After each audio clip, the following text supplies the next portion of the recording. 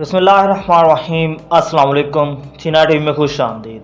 अरशद शरीफ की कीनिया में शहादत, वो वहाँ पर गए क्यों थे और उन्हें कीनिया में बुलाने वाला कौन था? आप खुद सोचें कि इतना प्रोफेशनल बंदा हो जिसकी रिपोर्टिंग हमेशा इन्वेस्टिगेशन के ऊपर रही हो, वो कैसे एक ऐसे मुल्क में जा सकता है जहाँ का टोटली निज़ाम ही करप्ट हो। फिर अरशद को कब से ट्रैप किया जा रहा था? अभी तक 3 मुख्तलिफ रिपोर्ट सामने आ चुकी हैं। कोई भी रिपोर्ट एक दूसरे से मैच नहीं कर रही कि किस तरीके से अरशद शरीफ के ऊपर हमला किया गया। और अभी तक 2 पुलिस रिपोर्ट सामने आई हैं और ये 2 पुलिस की रिपोर्ट्स भी एक दूसरे से मैच नहीं। और वहाँ पर कुछ सहाफ़ी जो मौजूद हैं वो भी ये बताते हैं कि जो रिपोर्ट बताई जा रही है वो टोटली तौर पर जो अरशद के साथ हुआ वो बहुत ही मुख्तलिफ है। और अरशद शरीफ के ऊपर अटैक किस जगह पर किया गया, अब ये मेन चीज़ थी। फिर अगर देखा जाए तो अरशद शरीफ अपने कुछ साथियों को मुख्तलिफ जगहों का बता रहे थे कि शायद वो अब लंदन में हैं या किसी दूसरे मुल्क में, मतलब कि वो अपनी कोई ख़ास जगह जहाँ पर वो मौजूद थे वो प्रॉपर तरीके से किसी भी बंदे को अपनी जगह नहीं बता रहे थे। और फिर ये खबर आई, असल हकीकत ये थी कि उन्हें कीनिया बुलाया गया। असल में आप देखें तो अरशद शरीफ ने अपना काम एक रिपोर्टर से शुरू किया और इस बंदे ने रिपोर्टिंग इतने लेवल की थी कि कोई भी बात आज तक जितनी भी बातें की बगैर किसी प्रूफ के नहीं की। और बहुत सारे लोगों की करप्शन से पर्दा उठाया। इसमें खासकर नून लीग में कौन कौन बंदा करप्शन करता रहा और ये लोग कैसे कैसे करप्शन करते रहे, प्रॉपर प्रूफ सामने रखे कि ये लोग किस तरह और किस मकाम पर इन लोगों ने करप्शन की। फिर पीपल्स पार्टी की हकीकत क्या थी, ये लोग क्या करते रहे और मुख्तलिफ पार्टियों को कहां से फंड्स आते रहे। हत्ता कि आप देखें तो छोड़ा इमरान खान को भी नहीं, इमरान खान को कौन लोग फंड्स देते रहे और किन मुमालिक के साथ इन लोगों का ताल्लुक था, ये सारी चीज़ें सामने रखी।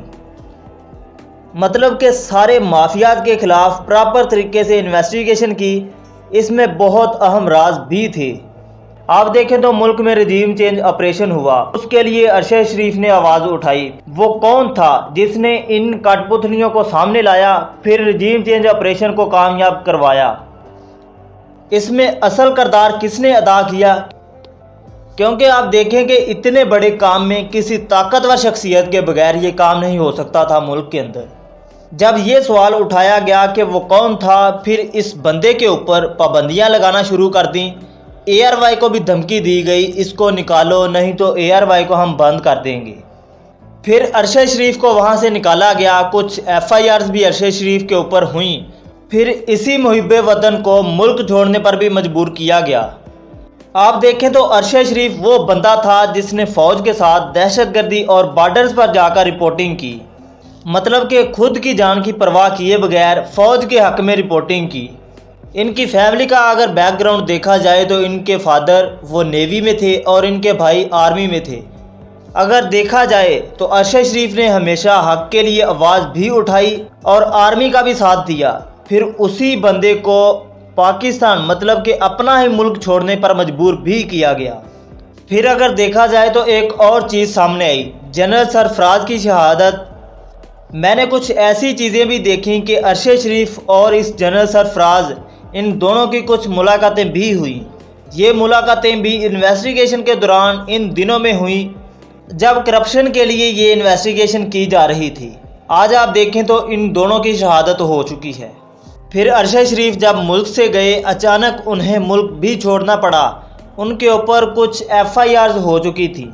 फिर अचानक वो UAE में गए और जिन लोगों ने इधर से अरशद शरीफ को निकलने पर मजबूर किया और रिपोर्ट्स के मुताबिक अरशद शरीफ को उधर भी धमकाया जाता रहा कि आप अपनी आवाज़ को खामोश करें। पाकिस्तान से दबाव की वजह से अरशद शरीफ को UAE से निकाला गया। उन्हें इमरजेंसी कुछ घंटों का टाइम दिया गया कि वो जितना जल्दी हो सके इस मुल्क को छोड़कर जाएं।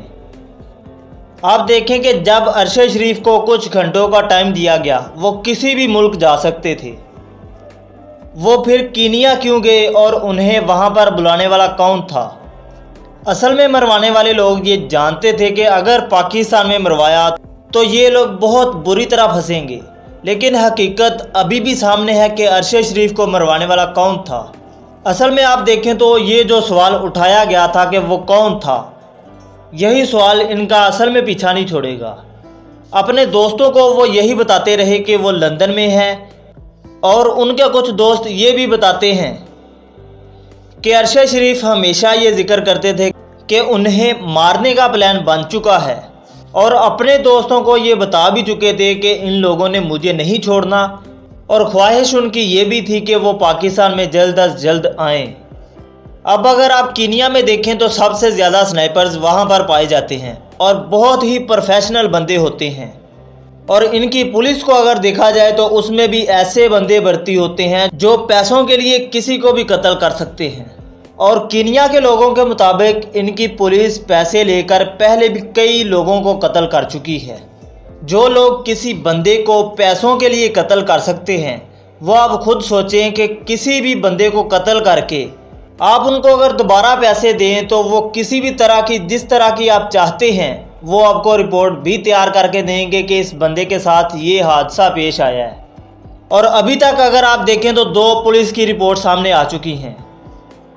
एक रिपोर्ट तो ये थी कि वहाँ पर ड्रग्स माफियाज बहुत ज़्यादा है और ड्रग के सिलसिले में हमें कुछ शकूक व शुबहात थे और इस तरह ये हादसा पेश आया। फिर दूसरी रिपोर्ट सामने आई कि एक बच्चा था, वो अगवा हुआ, और पुलिस के मुताबिक उन्हें लगा कि ये गाड़ी सेम है जिसमें वो बच्चा होगा। आप खुद सोचें कि अगर वो बच्चा उसमें मौजूद हो और उसे अगवा भी किया हो, आप ये कोशिश करेंगे कि इस गाड़ी को सेफ तरीके से रोका जाए। अगर तो आप इस गाड़ी को नहीं रोक सकते तो आप कोशिश करेंगे कि उसके टायर में फायर किया जाए। अगर तो वो अगवा का केस था तो आपकी ये रिस्पॉन्सिबिलिटी है कि आप बच्चे को महफूज तरीके से उतारें। लेकिन जिस तरह ये 2 रिपोर्ट सामने आईं, ये दोनों रिपोर्टें टोटली तौर पर चेंज थी।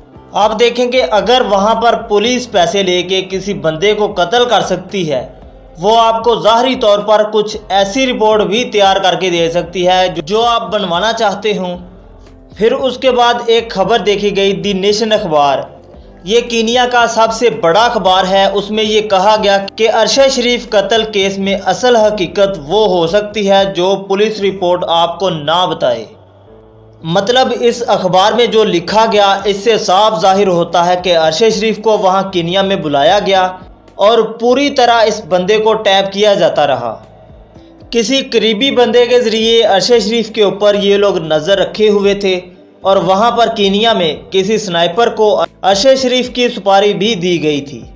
क्योंकि अगर आपने एक चलती हुई गाड़ी में किसी शख्स को फायर करना है तो वहाँ पर आपको एक प्रोफेशनल स्नाइपर की भी ज़रूरत होगी, और जगह भी ऐसी हो कि जहाँ से वो आसानी से शूट कर सके।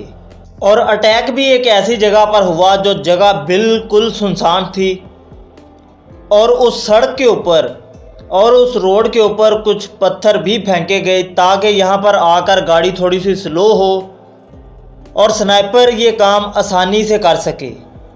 आप देखें तो इन सारी चीज़ों से ये वाज़ेह है कि अरशद शरीफ को टारगेट करवाया गया। अब यहाँ पर सवाल ये छोड़ा जा रहा है कि अरशद शरीफ को टारगेट किसने करवाया और इसकी हकीकत कब सामने रखकर इसके ऊपर इंसाफ किया जाता है।